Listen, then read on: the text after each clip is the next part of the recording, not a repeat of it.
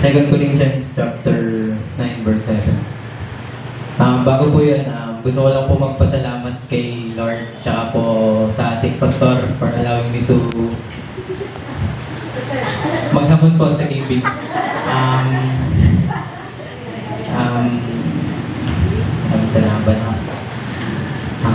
So, pasahin po natin. Sa Diyos po ang kapurihan sa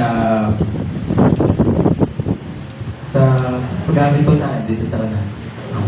Makibasa po kayo sa akin sa 2 Corinthians chapter 9 verse 7. Ang bawat isa ay magbigay ayon sa ipinasya ng kanyang puso, hindi may pagdaing o may pagpilit sapagkat mahal ng Diyos ang isang masayang nagbibigay.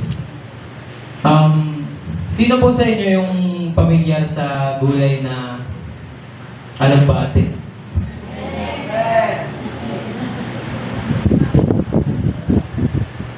Hello. Ulam po ng matatanda.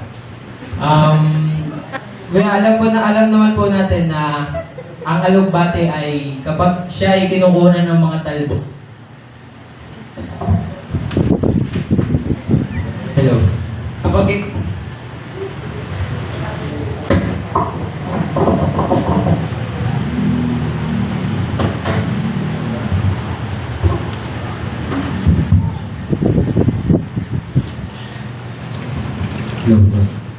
Tunay na po.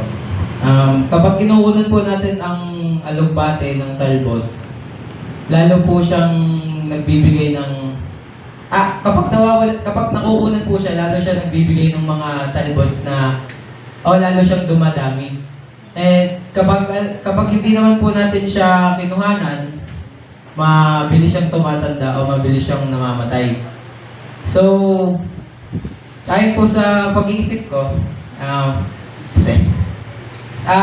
para po sa akin, siguro yung alugbate, kapag nakukunan siya ng talbos, sumasaya siya. Kasi alam niya haba pa yung buhay niya. Sana po, ganun din sa atin mga Kristiyano, na kapag tayo po ay nagbibigay,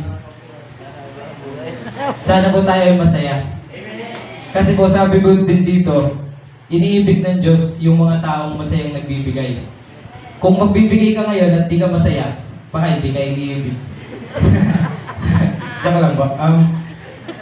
Kaya po, ngayon po, magbibigay po tayo. Sana masaya po tayo magbigay para lalo pong humaba ang ating buhay at lalo po tayong ibigay ng ating Panginoon. Tayo po magbibigay. Praise God. Tulungan po tayo ni Brother Johnson.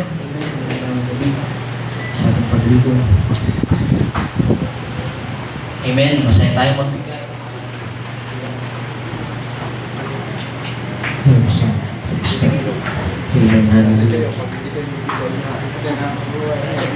Mabanal na mabuti at makapangyarihan sa lahat. Salamat po Diyos sa biyaya ngayong gabi na kami po ay makapaghahandog sa iyo, Panginoon.